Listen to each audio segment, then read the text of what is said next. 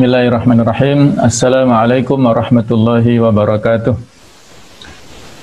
Alhamdulillahilladzi bi ni'matihi tatimmus shalihat wa bi fadlihi tatanazalu al khairatu wal barakat wa bi taufiqihi tatahaqqaqu al maqasid wal ghayat. Asyhadu an la ilaha illallah wahdahu la syarikalah dzul arsy rafi'un darajat. Wa asyhadu anna Muhammadan abduhu wa rasuluh al-ma'sum min kulli syahwat. Allahumma shalli wa sallim ala sayyidina wa habibina wa maulana Muhammad wa ala alihi wa ashabihi wa ansarihi min ahlil khairat. Amma ba'du.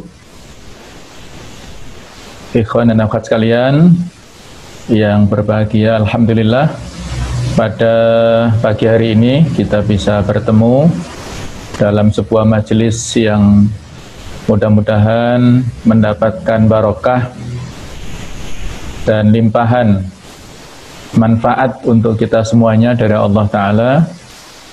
Kita duduk sebentar untuk mengkaji salah satu di antara disiplin ilmu dalam ulum diniyah, khususnya tentang masalah fikih dan usul fikih. Jadi materi saat ini memang khusus tentang perbedaan usul fikih dan fikih. Bahwa sebagaimana telah kita ketahui bersama, Islam itu adalah agama yang sempurna, meliputi seluruh sisi kehidupan, apakah itu hablum minallah ataukah hablum minan nas, hubungan antara manusia dengan Allah ataukah hubungan manusia dengan sesama manusia. Dan syariat Islam ini adalah syariat yang lengkap. Di sana mengatur masalah akidah, juga masalah yang terkait dengan hukum-hukum, juga masalah akhlak. Nah, perilaku yang kita lakukan khususnya sebagai seorang muslim, baik itu dalam bentuk ucapan, dalam bentuk perbuatan, itu semuanya ada konsekuensi hukumnya, terutama apabila kita sudah termasuk jenis mukallaf. Mukallaf itu terkena beban syariat, maka ada konsekuensi hukum yang kita tanggung. Kita punya kewajiban untuk beribadah kepada Allah Ta'ala. Wa ma khalaqtul jinna wal insa illa liya'budun. Nah, kita juga punya konsekuensi untuk mengikuti segala macam petunjuk, melaksanakan segala perintah Allah, dan kita harus menjauhi segala larangannya. Maka disinilah pentingnya kita memiliki pemahaman tentang masalah fikih dan usul fikih ini. Apa sebenarnya makna, definisi dari masing-masing, baik itu usul fikih ataupun fikih, apa tujuan kita mempelajarinya, dan cakupan pembahasan di masing-masing itu seperti apa, dan outputnya bagaimana. Insya Allah dalam waktu yang singkat ini akan kita diskusikan bersama-sama ya. Yang pertama kita bahas dulu tentang fikih. Pengertian fikih secara bahasa atau secara etimologi, yang dimaksud al-fiqhu itu adalah al-fahmu, yaitu sebuah pemahaman yang mendalam dan membutuhkan pengerahan potensi akal. Penggunaan kata-kata fikih yang berasal dari bentuk lampau, fi'il madhi faqiha, fi'il mudhari'nya yafqahu, itu diantaranya ada dalam surat Toha ayat 28, ayat yang biasanya kita pakai untuk pembukaan ceramah atau pidato ya. Rabbi shrah li sadri wa yassir li amri wahlul 'uqdatam min lisani yafqahu qawli. Ini adalah doanya Nabi Musa saat mau menghadapi Fir'aun. Dia punya keterbatasan dalam hal mengucapkan kalimat-kalimat. karena ada riwayat tertentu, sehingga beliau berdoa supaya wahlul 'uqdatam min lisani, berikanlah kelancaran di lisanku, ya, ada hambatan-hambatan lidahnya itu diluruskan atau dilancarkan pembicaraannya, supaya yafqahu qauli, supaya mereka mengerti perkataanku. Yafqahu, ada di sini kata-kata yafqahu, mereka bisa mengerti, mereka bisa memahami apa yang aku katakan. Sedangkan menurut istilah atau terminologi, bahwa yang dimaksud fikih itu adalah al-ilmu bil ahkami syar'iyyah al-amaliyah al-muktasabah min adillatina at-tafsiliyah. Yang dimaksud dengan fikih secara istilah menurut ulama adalah sebuah disiplin ilmu, pengetahuan tentang hukum-hukum syar'i, hukum-hukum syarak yang bersifat aplikatif al-amaliyah, al-muktasabah, yang digali, diperoleh, didapatkan min adillatiha, dari dalil-dalilnya at-tafsiliyah yang terperinci. Inilah makna fikih secara istilah. Ada banyak definisi sebenarnya, tapi ini saya pilih berdasarkan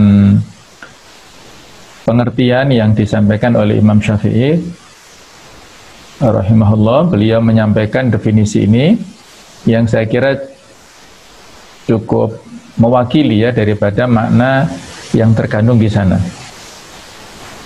Nah, dari definisi itu satu persatu kita akan coba untuk memahaminya ya. Bahwasanya fikih itu adalah al-ilm, atau dalam bahasa kita ilmu mengetahui. Ilmu di sini mencakup baik itu pengetahuan yang sifatnya pasti, kalau dalam bahasa Arabnya al-ilmu al-qat'i, atau al-ilmu ad-dhanni, ilmu yang pasti atau semacam persangkaan, persepsi. Karena untuk mengetahui hukum-hukum fikih itu terkadang bersifat yakin, al-ilmu al-yakin, ilmu yang yakin, dan terkadang bersifat persangkaan, al-dhanni tadi, sebagaimana banyak dalam masalah-masalah fikih.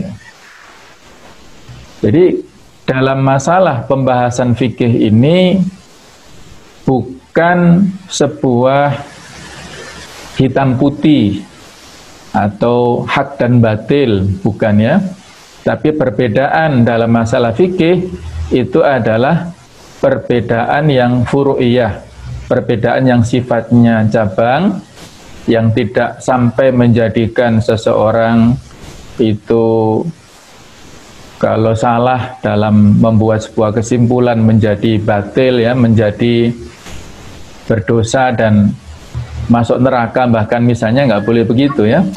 Jadi kebenaran dalam fikih ini adalah kebenaran yang relatif.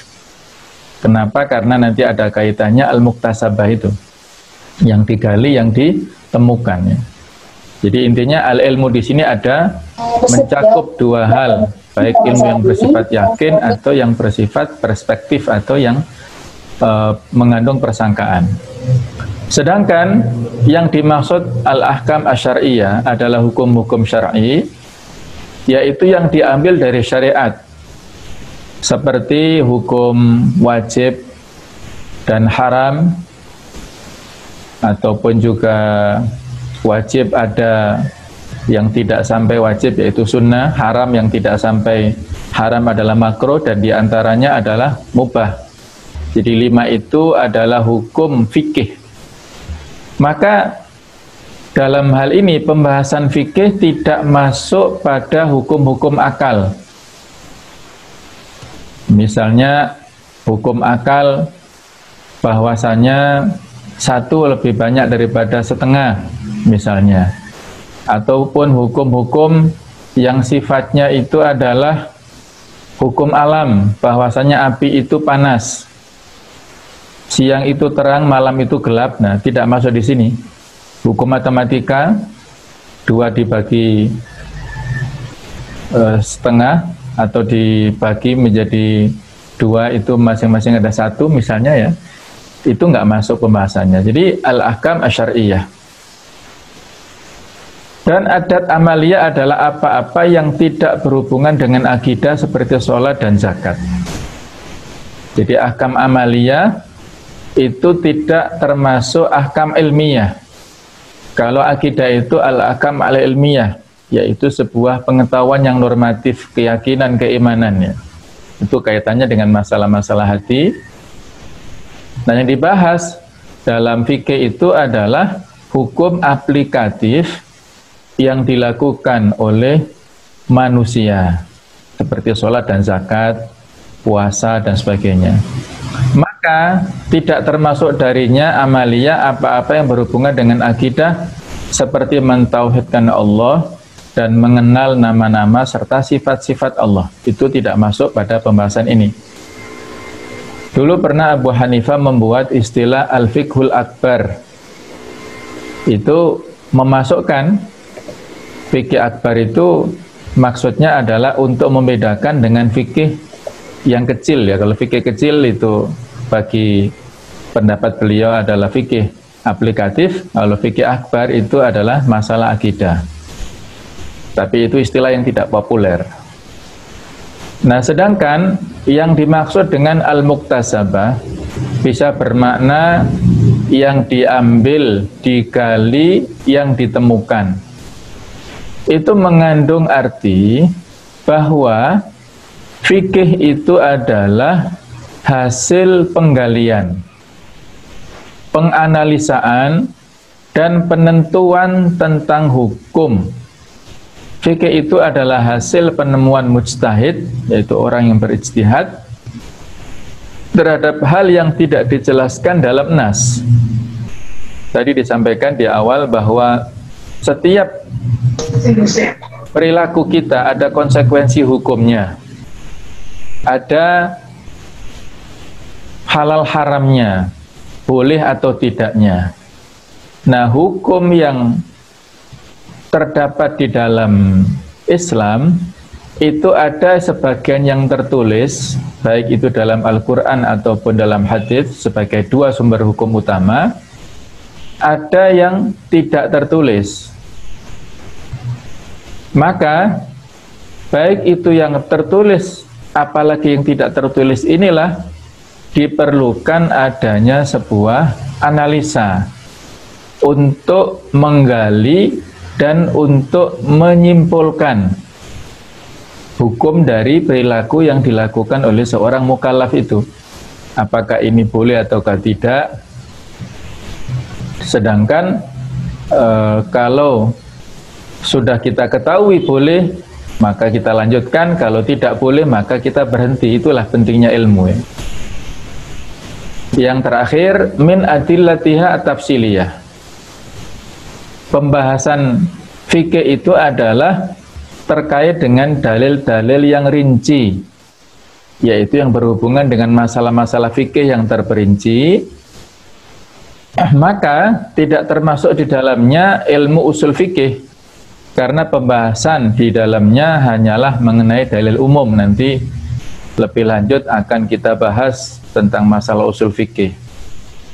Dalil-dalil yang rinci itu yang utama adalah ada dalam Al-Quran, kemudian dalam hadis, dalam ijma', itu adalah konsensus, kesepakatan ulama dan kaum muslimin sepeninggal wafatnya Rasulullah SAW dalam permasalahan hukum Islam. Itulah ijma', konsensus. Misalnya kaum muslimin sepakat bahwa sholat 5 waktu itu hukumnya wajib. Rukun iman itu hukum jumlahnya 6, rukun Islam itu 5. Itu sudah menjadi ijma' kaum muslimin. Ada dalilnya, dari ayat ataupun hadis, tapi dikuatkan oleh konsensus, kesepakatan bersama kaum muslimin. Ada juga qiyas, ini 4 dalil yang kata para ulama disebut muttafaq alaih. 4 dalil yang disepakati oleh ulama, terutama ulama Ahlus Sunnah wal Jamaah adalah Quran, hadis, ijma' dan qiyas. Sedangkan yang di luar ini masih banyak. Ada yang disebut dengan istihsan, yaitu menganggap baik. Ada yang disebut dengan maslahah mursalah, kemaslahatan yang dibiarkan. Ada yang disebut dengan istishab, mengembalikan sesuatu kepada hukum asal dalam bab muamalah duniawi. Selama tidak ada dalil yang melarang, maka hukumnya boleh untuk kita lakukan. Ada yang disebut dengan dalil syar'u man qablana, syariat umat sebelum kita, apakah juga menjadi syariat kita ataukah tidak, itu para ulama beda pendapat. Ada lagi al-adah, kebiasaan tradisi, apakah bisa jadi dasar atau dalil dalam berislam, ya, dalam melaksanakan aktivitas, itu para ulama beda pendapat. Ada lagi Imam Malik, itu pendapat atau mazhab Maliki menjadikan amal penduduk Madinah itu sebagai dasar hukum. Nah, itulah dalil-dalil rinci yang digunakan dasar oleh para fuqaha atau para ahli fikih. Berikutnya adalah tentang pengertian usul fikih. Kata usul fikih adalah kata ganda yang terdiri dari kata usul dan kata fikih. Kata pertama adalah usul, kata kedua adalah fikih. Mudhaf mudhaf ilaih. Kata usul yang merupakan bentuk jamak atau bentuk plural dari kata asal, secara etimologi, secara bahasa, berarti sesuatu yang menjadi dasar bagi lainnya. Bahasa Arabnya al-usul, hiya al-usus. Al-usul itu jamak, mufradnya, bentuk tunggalnya al-asl. Al-usus itu jamak, mufradnya al-asas. Sama saja ya, dasar-dasar. Au al-qawaid, yaitu kaidah-kaidah allati yubna 'alaiha ghairuha, yang dibangun di atasnya itu selainnya. Ibarat rumah, maka pondasi itulah disebut usul. Ibarat pohon, maka akarnya itulah yang disebut dengan usul atau asas. Kalau bisa diibaratkan bahwa ilmu itu seperti pohon, maka batang pohon dan cabang rantingnya itu adalah fikih, sedangkan akarnya itu adalah usul fikih. Dengan demikian, usul fikih secara istilah, secara terminologi adalah berarti ilmu tentang kaidah-kaidah yang membawa kepada usaha merumuskan hukum syara' dari dalilnya yang terrinci, atau dalam artian sederhana adalah kaidah-kaidah yang menjelaskan cara mengeluarkan hukum-hukum dari dalil-dalilnya.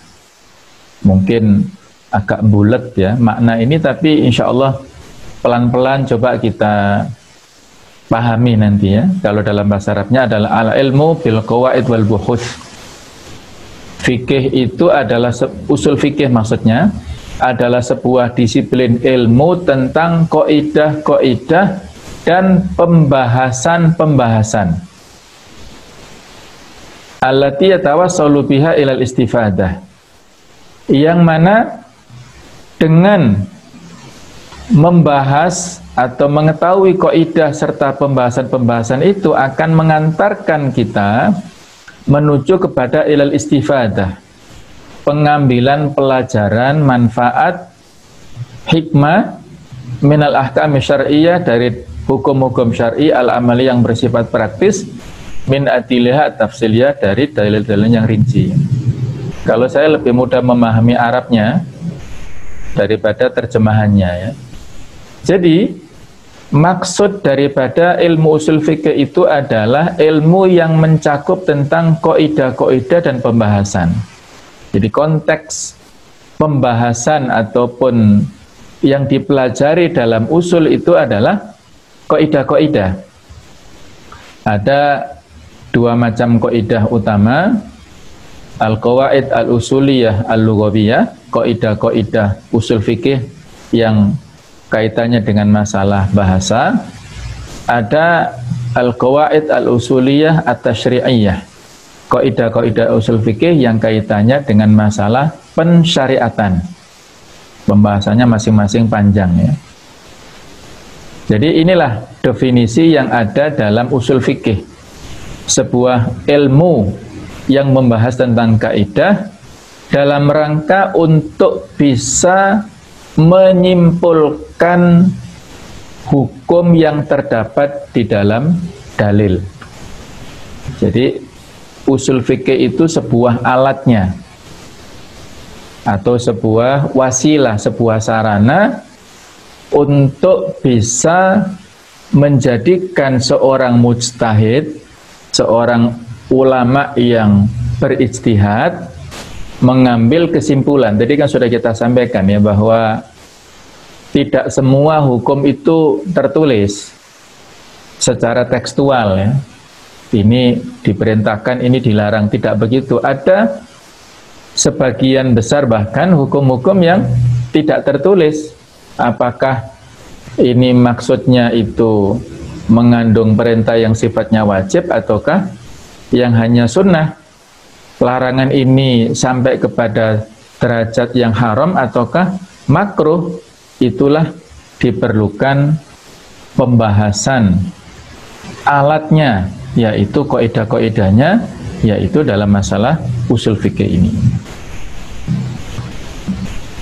Penjelasan yang lebih lengkap lagi bahwa usul fikih itu adalah ma'rifatu dalail, yaitu memahami dalil-dalil fikih ijmalan secara global, wa kaifiyatul istifadah minha, dan bagaimana cara menggunakannya dalam menyimpulkan sebuah hukum fikih, bagaimana cara kita berijtihad, wahal al-mustafid, serta kondisi prasyarat seorang mujtahid.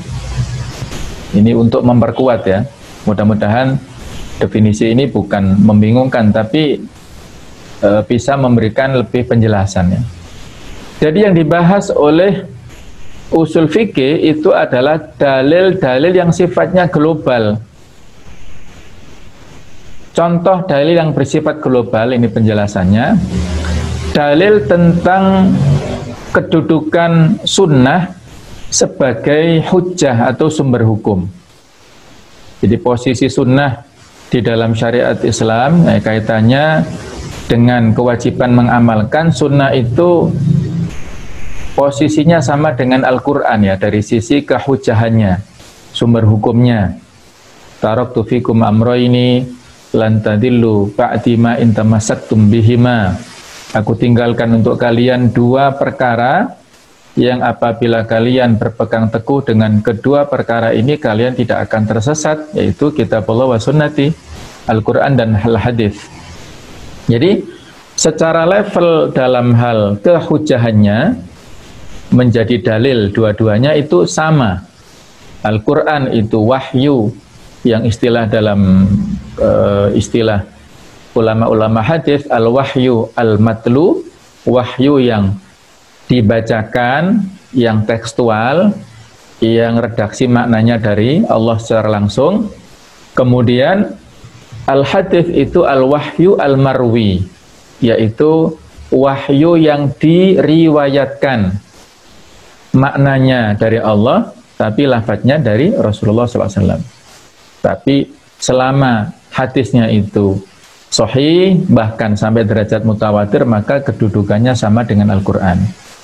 Tapi kalau dari sisi kaitannya makanatus sunnah minal Quran, kedudukan hadis berdasarkan perbandingan dengan Al-Quran, itu bahwa hadis itu setelah Al-Quran, karena hadis itu posisinya menjelaskan hal-hal yang global dalam Al-Quran. Hadis itu merinci sifatnya yang masih umum dalam Al-Quran. Hadis itu menguatkan perintah-perintah yang ada dalam Al-Quran, serta hadis itu juga berfungsi sebagai menambahkan hukum-hukum yang tidak ada dalam Al-Quran. Misalnya hukum laki-laki tidak boleh memakai emas dan sutra, itu nggak ada dalam ayat Al-Quran, dijelaskan dalam hadis. Bahwasanya orang itu, laki-laki tidak boleh menikahi, mengumpulkan antara seorang perempuan dengan bibinya, itu nggak ada ya, nggak boleh. Kalau ayatnya itu mengumpulkan dua saudari perempuan, itu nggak boleh dinikahi bersama ya, dalam waktu yang sama tidak boleh. Nah, jadi contohnya bahwa dalil secara global itu Al-Quran sebagai hujjah, sebagai sumber hukum, sebagai dalil bahwa setiap perintah, ini contoh yang lain, contoh dalil yang sifatnya global, setiap perintah itu pada dasarnya menunjukkan sebuah kewajiban. Dalam bahasa Arabnya al-aslu fil amri lil wujub. Pada dasarnya setiap perintah itu hukumnya wajib.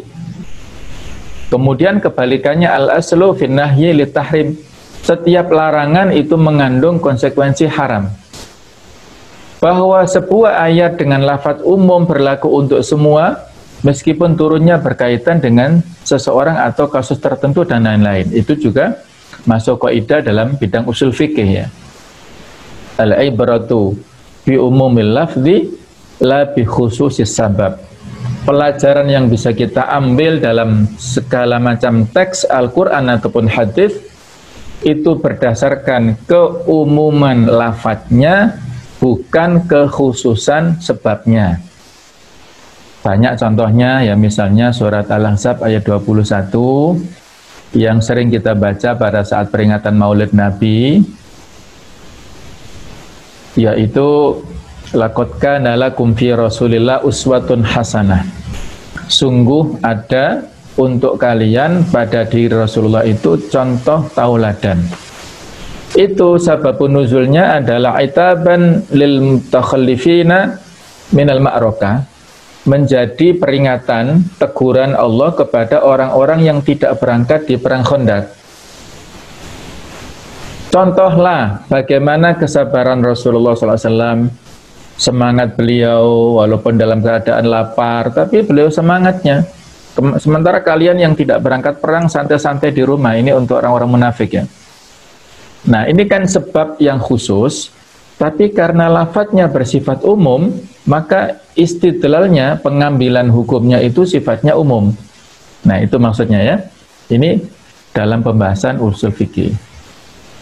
Sedangkan yang dimaksud dengan menggunakan dalil yang benar, misalnya mengetahui mana hadits yang sahih, mana yang tidak, mana dalil yang berbicara secara umum tentang suatu masalah, dan mana yang menjelaskan maksudnya lebih rinci.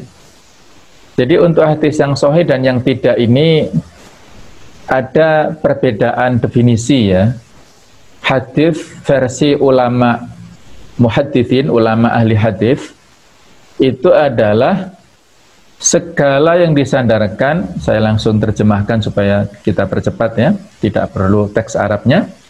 Segala yang disandarkan kepada Rasulullah SAW, baik berupa perkataan, perbuatan, ketetapan maupun sifat, baik itu sebelum beliau diangkat sebagai Rasul dan setelah diangkat sebagai Rasul. Itulah definisi hadis versi al-muhadditsin, ulama-ulama ahli hadis. Sedangkan definisi hadis menurut al-usuliyin, menurut ulama-ulama usul fikih adalah Sama tadi, 4 itu yang disandarkan kepada Rasulullah SAW, perkataannya, perbuatannya, ketetapannya ataupun sifatnya, tapi tambahannya menurut ulama usul adalah mimma yasluhu an yakuna dalilan, yang boleh untuk dijadikan sebagai dalil saja. Yang bukan dijadikan, yang tidak bisa dijadikan sebagai dalil, itu tidak masuk dalam definisi hadits. Itu versi ulama usul fikih.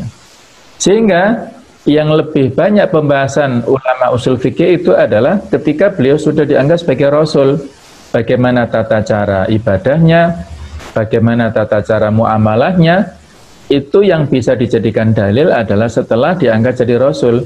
Kalau sebelumnya itu kaitannya dengan masalah akhlak, masalah perilaku yang baik, itu boleh ya, selama tidak ada revisi. Setelah diangkat jadi rasul maka boleh.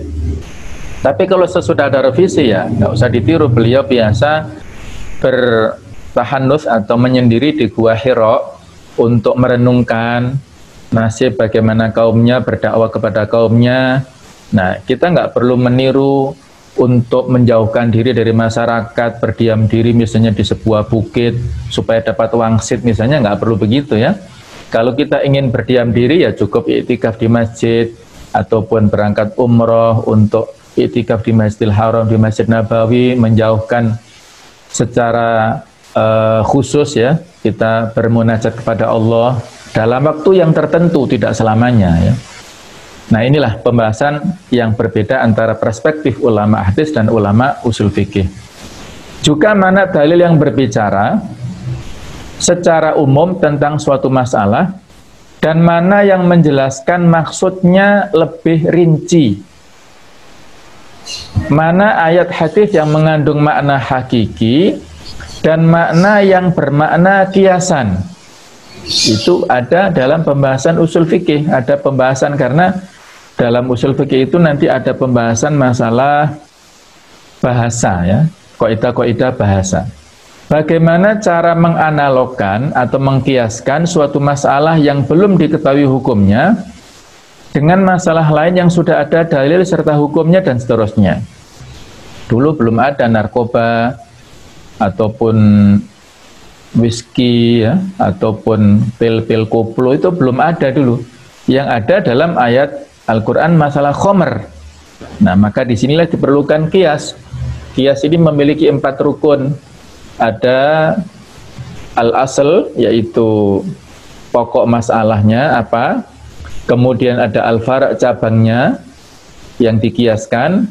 Juga ada hukumnya. Hukum asal ini apa. Yang keempat itu adalah ilatnya. Sebab kalau memang itu diperintah, sebab perintahnya apa. Kalau memang dilarang, sebab larangannya apa ya. Kalau seperti itu, khomer itu hukum asal. Maksudnya sesuatu yang menjadi pokok masalahnya adalah khomer. Kemudian yang dikiaskan adalah whisky atau narkoba tadi. Hukum asal khomer haram. Maka whisky ataupun narkoba dikiaskan kepada khomer karena ada kesamaan sebab ilatnya. Yang keempat yaitu memabukkan. Nah, itulah ya. Ranahnya ada pada usul fikih. Maka karena sudah diolah sedemikian rupa, maka kesimpulan dalam bidang fikih, kalau begitu hukum mengkonsumsi narkoba itu hukumnya haram. Nah, itu sudah menjadi sebuah produk hukum, itu diambil oleh fuqaha, orang-orang yang ahli dalam bidang fikih itu mengambil produknya, outputnya atau outcome-nya itu diambil, sedangkan prosesnya itu dilakukan oleh ulama-ulama usul fikih ini. Serta halul mustafid atau al-mujtahid, keadaan orang yang berijtihad. Syarat-syarat yang harus dipenuhi oleh seorang mujtahid untuk dapat mengambil kesimpulan sebuah hukum dengan benar dari dalil-dalil Al-Quran maupun sunnah Rasulullah.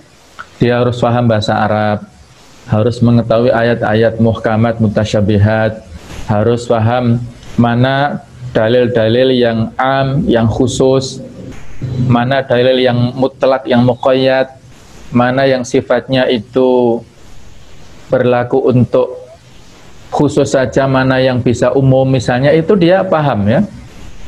Ya misalnya surat Al-Baqarah ayat atau Al-Imran ayat 97 ya. Kalau ini kita tidak pahami maka bisa bingung ya. Allah berfirman, nanti bisa dibuka, walillahi 'alan nasi hijjul baiti man istata'a ilaihi sabila.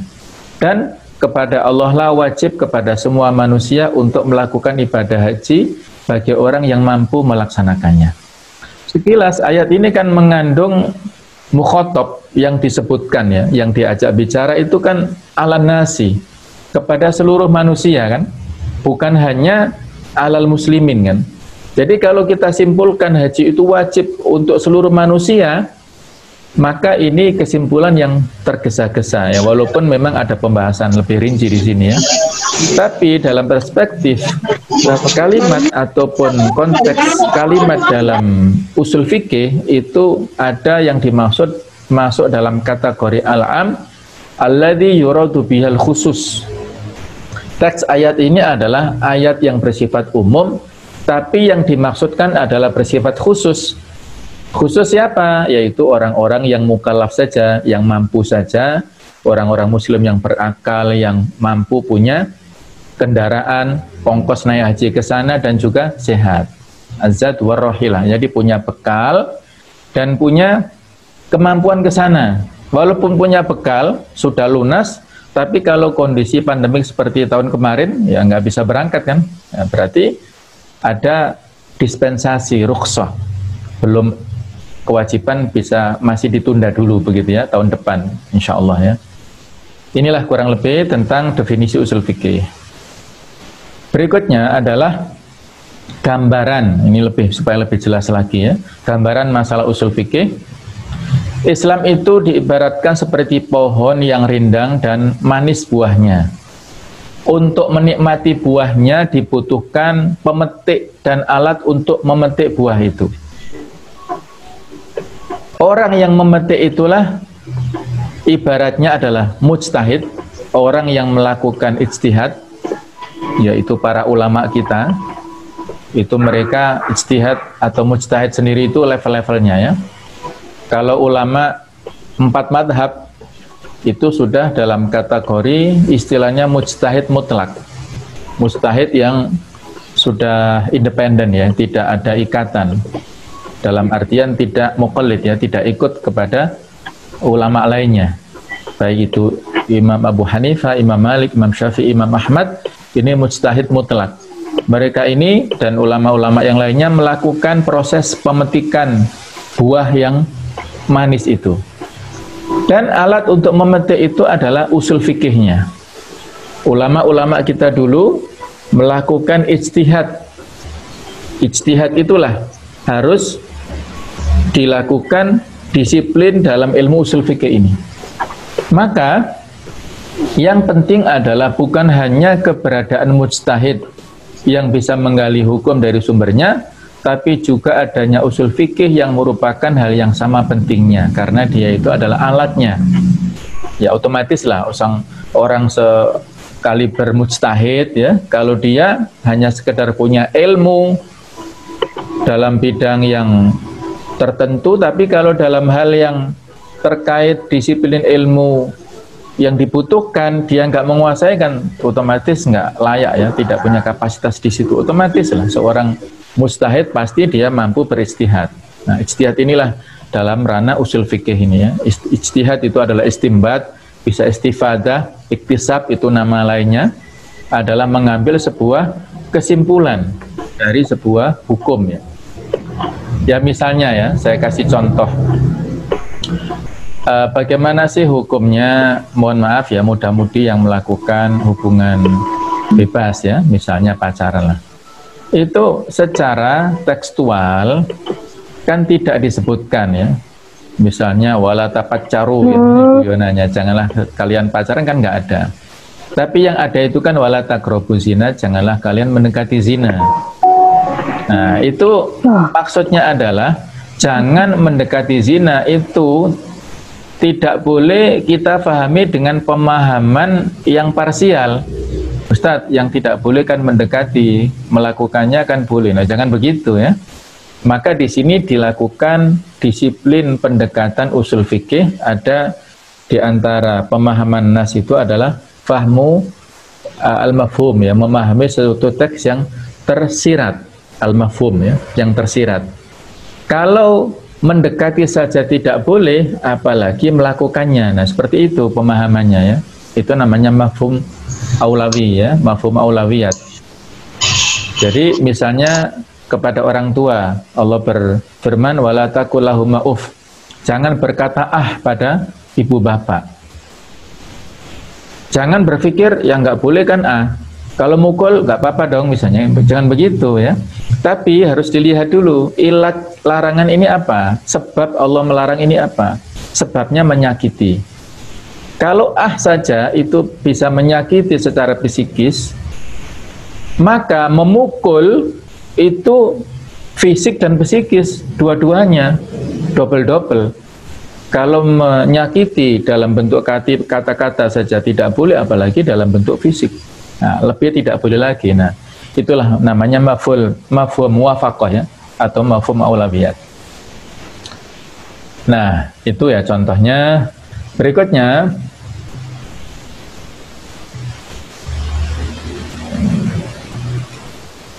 objek kajian atau maudhu' dalam usul fikih itu adalah dalil-dalil ijmali yang sifatnya adalah dalil-dalil global tadi. Ijmali maksudnya adalah global. Disebut juga dalil syara' atau sumber hukum seperti Al-Quran, As-Sunnah, Ijma' dan Qiyas tadi sudah kita sebutkan, ya, maknanya masing-masing. Yang dibahas dari segi pembuktian kehujahannya sebagai dalil dan kedudukannya dalam istidlal, pengambilan kesimpulan dari dalil. Jadi sudah kita sebutkan bahwasanya masing-masing ini adalah menjadi alat, seperti qiyas, ya. Qiyas ini sangat luas pembahasannya. Jangan sampai kita keliru, ya, dalam mengambil sebuah kesimpulan pelajaran, ya. Inti daripada qiyas itu adalah mengetahui al-illah, sebabnya, atau dalam istilah lain al-manat, yaitu alasannya. Alasan dilarangnya itu kenapa, ya? Mohon maaf, ya, saya contohkan supaya lebih jelas, walaupun ini khilafiyah, ya, tentang bagaimana dunia online, ya, yaitu jual beli online misalnya, ya. Ini yang dipersoalkan kan masalah depositnya. Misalnya ada pelanggan yang langganan dengan provider tertentu, ya, untuk transportasi atau untuk makan dan sebagainya, ya. Bagi sebagian kalangan dia nggak mempermasalahkan kalau transaksinya itu cash. Saya mau kemana naik motor online itu ataupun naik mobil sewa online itu, saya menggunakan aplikasinya terus saya bayar cash. Itu bagi sebagian kalangan nggak mempermasalahkan. Yang dipermasalahkan itu kalau saya deposit dulu kepada rekening yang milik provider itu. Nah, ini bagi kalangan tertentu tidak memperbolehkan. Dia mempersoalkan status uang yang dititipkan kepada provider ini apa. Mereka berkesimpulan bahwa ini antara utang atau semacam titipan wadiah. Kalau utang itu tidak boleh kita ataupun orang yang mendapatkan utang itu ataupun kita mengambil manfaat, ya, dari utang piutang. Nah, kemudian wadiah itu juga tidak boleh dimanfaatkan oleh orang yang dititipi. Nah, ini mohon maaf, ya, itu adalah kesimpulan ilat yang tidak tepat dalam mengambil ataupun mengambil sebuah istidlalnya, ya, dalam mengambil ilatnya itu nggak tepat. Kenapa? Karena ini bukan soal utang piutang, tapi ini soal jual beli, ya, jual beli jasa. Nah, ada istilah tertentu, saya agak lupa istilahnya, ya, mungkin al-ijarah al-muwakkal bidzimmah, yaitu sebuah jasa yang itu terwakilkan dengan tanggungan tertentu. Mungkin analognya seperti ini, ya. Saya punya anak masih sekolah, masih kecil misalnya, ya. Terus langganan sama tukang ojek. Bulanannya kalau saya bayar belakangan, itu saya bayarnya 500.000 misalnya. Tapi tukang ojek bilang ke saya, Pak, panjenengan kalau mau bayar di depan, boleh saya kasih diskon. Hanya membayar 400.000 ya. Kan lumayan ya. Saya membayar di depan dengan memberikan 400.000, itu lebih murah daripada saya membayar di belakang. Kalau saya membayar di depan berarti uangnya dulu, jasanya baru berikutnya menyusul. Kalau saya bayar di belakang berarti jasanya saya nikmati dulu untuk anak saya, uangnya berikutnya. Apakah seperti itu boleh? Ya boleh. Kenapa? Karena dia dalam hal ini kan otomatis langsung bisa memanfaatkan uang itu kan. Uang yang dia dapatkan cash di depan, mungkin dia bisa langsung tabungkan, mungkin bisa langsung untuk manfaatkan investasi macam-macam yang dia memutar uang itu misalnya ya dalam waktu yang segera itu dia dapatkan. Tapi kalau dia mendapatkannya di akhir, nanti dia susah untuk memanfaatkan uang itu, belum bisa. Nah, kurang lebih seperti itulah analognya ya, bahwasanya tukang ojek itu seperti provider itu yang kita depositi, uang yang kita milik, yang kita titipkan itu ya, itu adalah akad awalnya kita, dengan itu jual beli, bukan akad titipan, bukan akad utang piutang. Beda lagi di sini ya, statusnya berbeda. Sehingga kalau jual beli itu dalam hal ini ya jangan disamakan dengan utang piutang. Nah, itulah maksudnya ya. Nah, ini pembahasan yang hanya sekedar contoh, bukan untuk membingungkan, tapi itulah kebutuhan kita saat ini terhadap dalil-dalil yang tepat, ya, pengambilan hukum yang tepat.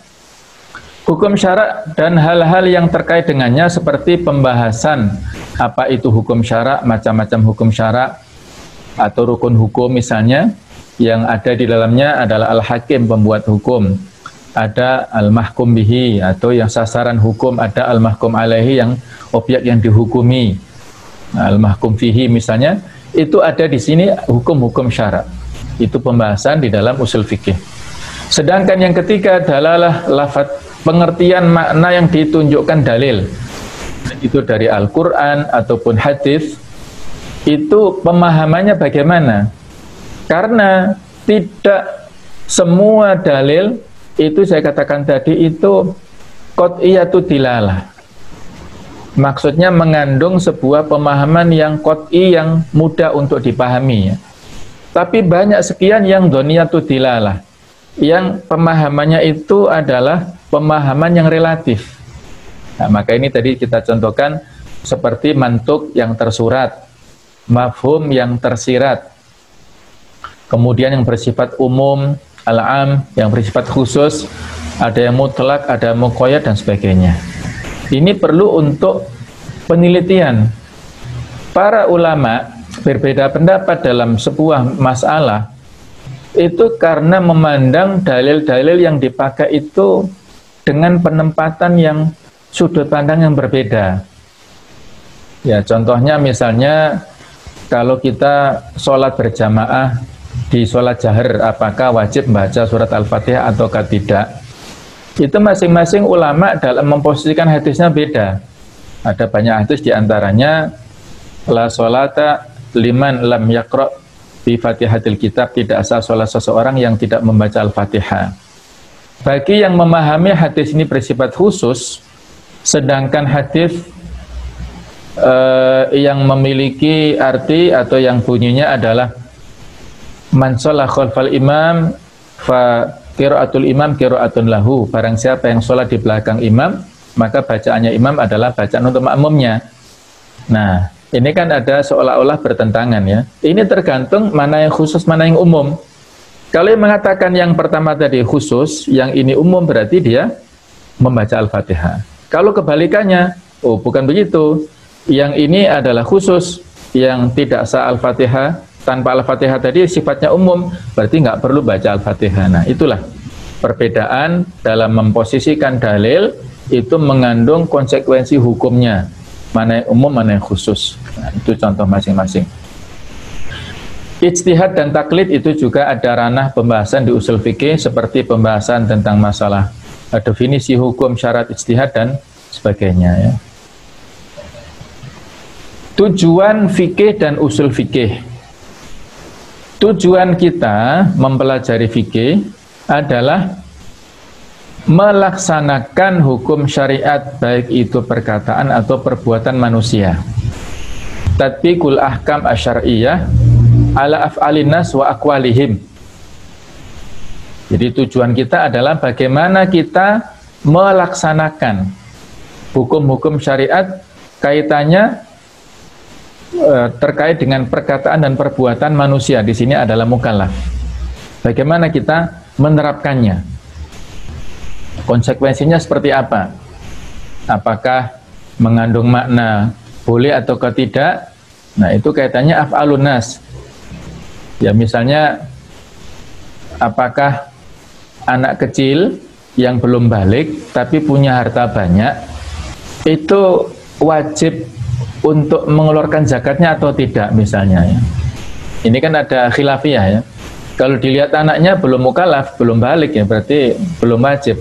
Tapi kalau dari sisi hartanya, ini kok hartanya banyak, kalau tidak di-share ke yang lain kok ada kemubadziran misalnya. Nah, inilah ada perbedaannya ya. Jadi itu masuk di sini ya, bagaimana pelaksanaannya hukum-hukum syar'i kepada perbuatan ataupun perkataan manusia tadi.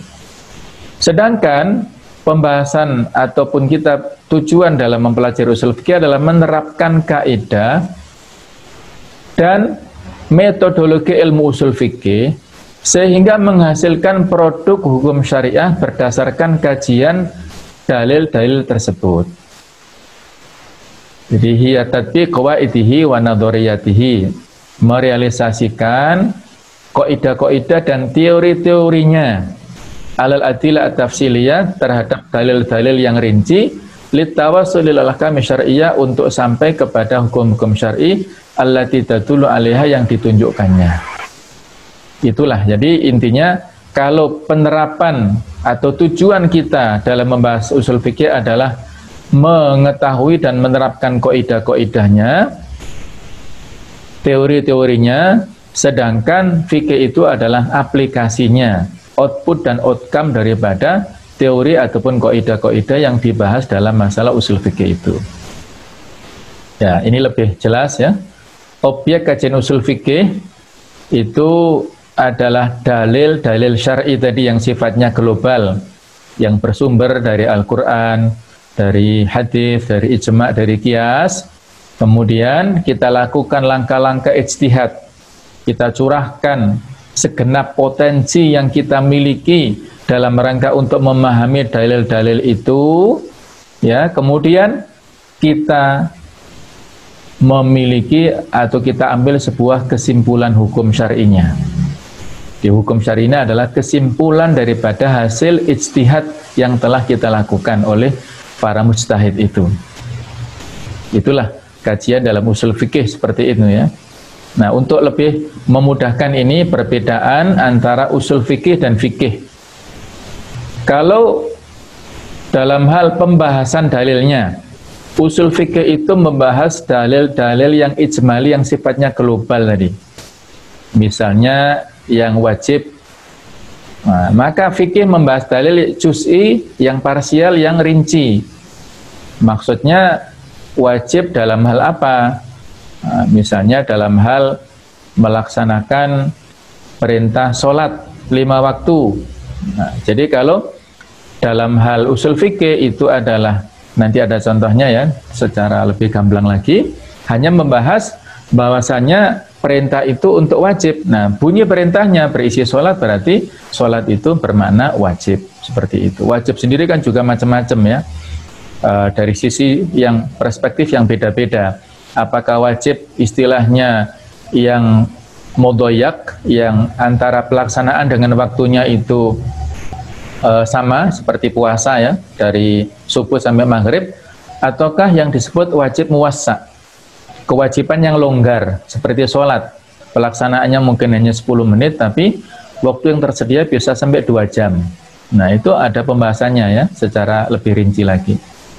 Tentang fakta ilmu, kalau dalam usul fikih itu membahas tentang keilmuan yang kaitannya dengan kaidah untuk mengistimbat. Mengistimbat itu menyimpulkan. hukum syar'i, sedangkan dalam masalah fikih ilmu tentang hukum syar'i itu sendiri. Jadi di slide sebelumnya itu ya, bahwa usul fikih itu panah tadi, yaitu ijtihadnya tadi, sedangkan fikihnya itu ada pada produk hukum syar'inya tadi. Keilmuannya di situ ya. Aspek bahasa, kalau dalam usul fikih membahas aspek-aspek bahasa. Al-qawaid al-usuliyah al-lughawiyah itu dibahas tentang aspek bahasa, apakah ini sifatnya umum ataukah khusus, ataukah sifatnya mutlak atau muqayyad misalnya.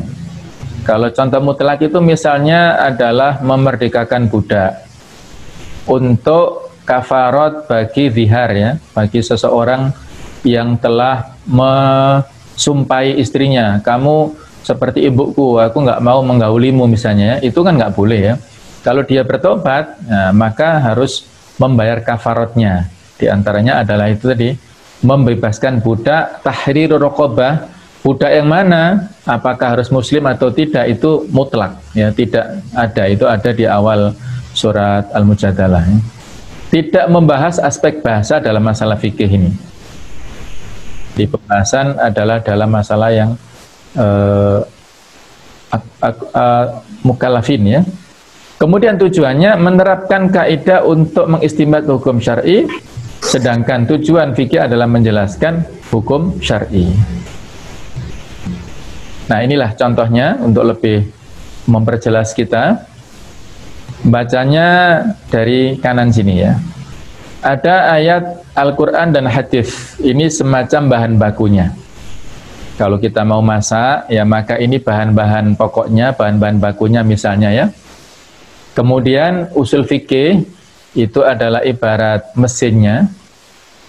Kita perlu misalnya memasak, maka perlu mesin. Kemudian fikih itu adalah produknya. Kalau misalnya ini contohnya adalah seperti daging, apakah di mesinnya ini mau kita masak tertentu menjadi produk bakso, atau menjadi rendang, atau menjadi rawon, nah itu tergantung pengolahannya di sini. Tergantung daripada mesin dan keilmuan kapasitasnya di sini apa. Nah, Al-Quran dan Sunnah dalil ini adalah bahan bakunya. Contohnya adalah ayat tentang perintah untuk aqimus sholat. Maka dirikanlah sholat, wahai orang-orang yang beriman.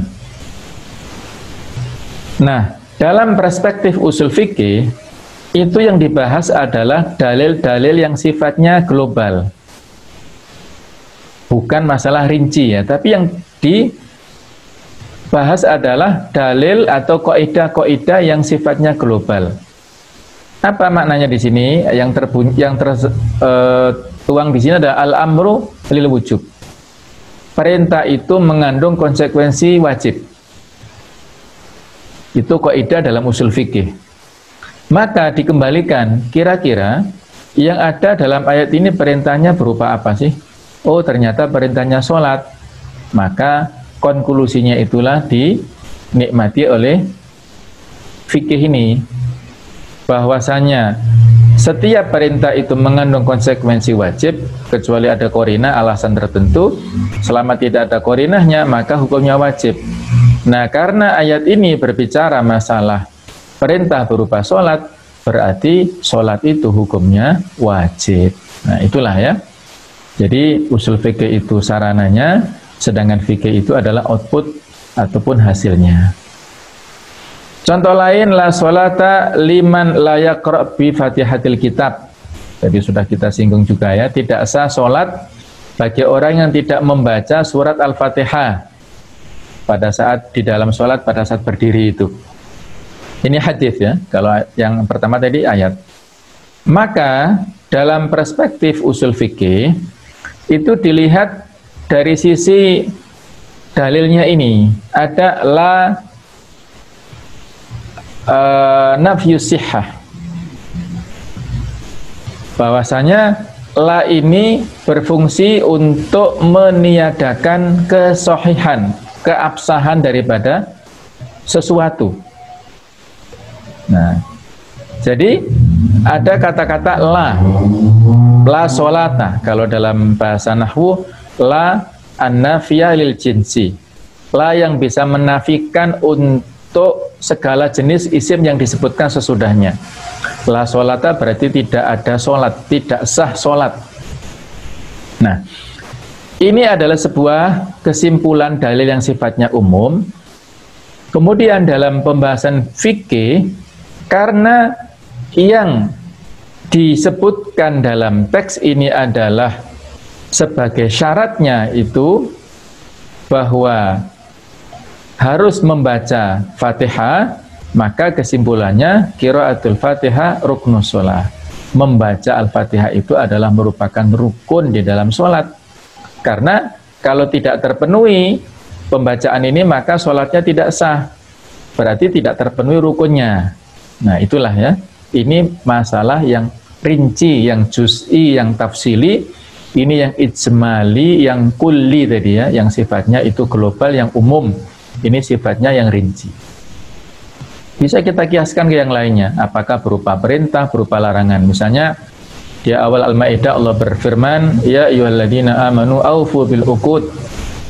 Penuhilah akad-akad transaksi. Nah, itu sama bahwasanya al-amru lil wujub.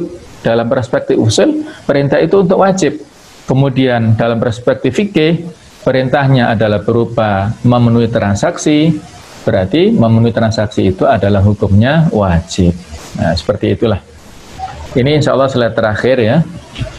Kita lihat dalam sejarah dan perkembangan masing-masing.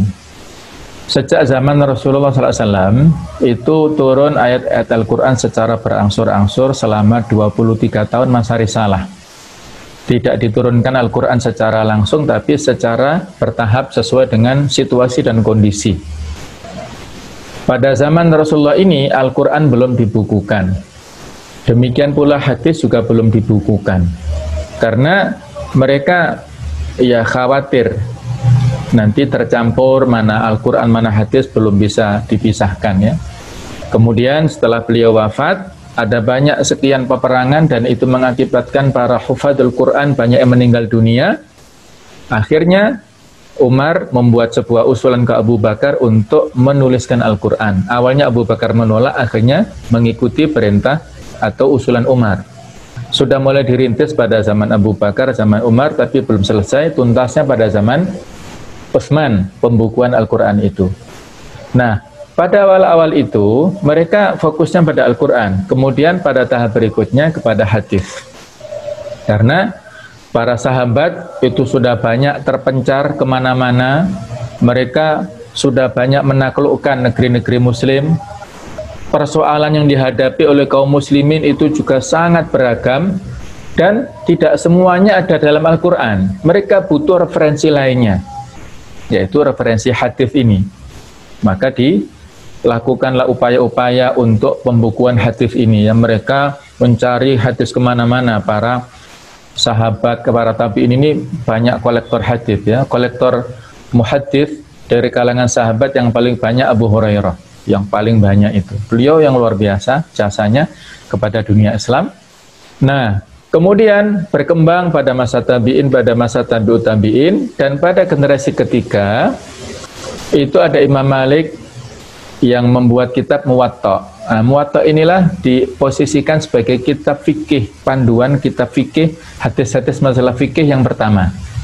Yang sebelumnya ada Abu Hanifah, itu sebagian mengkategorikan kalangan tabi'in ya. Kemudian Imam Syafi'i itu menyusun kitab dalam masalah untuk fikihnya. Kemudian beliau ini adalah diakui sebagai penyusun disiplin ilmu usul fikih yang pertama, yaitu kitabnya Risalah. Sebelumnya ada Abu Yusuf, muridnya Abu Hanifah, tapi kitabnya tidak ada sampai sekarang, tidak diabadikan ya, murid-muridnya tidak mengabadikan. Ada Imam Ahmad bin Hambal di Baghdad, beliau seorang muhaddis juga, seorang muassis pendiri mazhab Hambali ya. Ini generasi yang ada pada saat itu. Kemudian berkembang lagi pada zaman sesudahnya. Setelah generasi ketiga itu disebut kholaf. Generasi 1, 2, 3 itu generasi salaf. Generasi kholaf itu sesudah abad ketiga. Pada zaman sesudahnya ya ada Imam Syaukani, kemudian Syekh Muhammad Al-Khudari, kemudian Muhammad Abdul Mahlawi, Abdul Wahab Kholaf, ini yang modern-modern sekarang, Said Sabiq dalam fikih sunnah, Ibnu Qudamah, Dr. Wahbah Zuhaili di Syria, Dr. Syuqardawi, ya masih hidup beliau sekarang ini. Ada cabang-cabang fikih, ya Syuqardawi ada fikih zakah, ada fikih muwazanat, fikih daulah, ada fikih aulawiyat, ada fikih macam-macam itu. Syuqardawi memang khusus dalam bidang fikih itu. Jadi awalnya dulu para sahabat itu tidak mempermasalahkan, ya. Mereka ketika mendengarkan ayat Al-Quran berisi perintah, sami'na wa ato'na. Ketika Rasulullah bersabda perintah, sami'na wa ato'na. Itulah para sahabat. Mereka nggak pernah tabayun klarifikasi Rasulullah. Kira-kira perintah ini derajatnya wajib ataukah sunnah?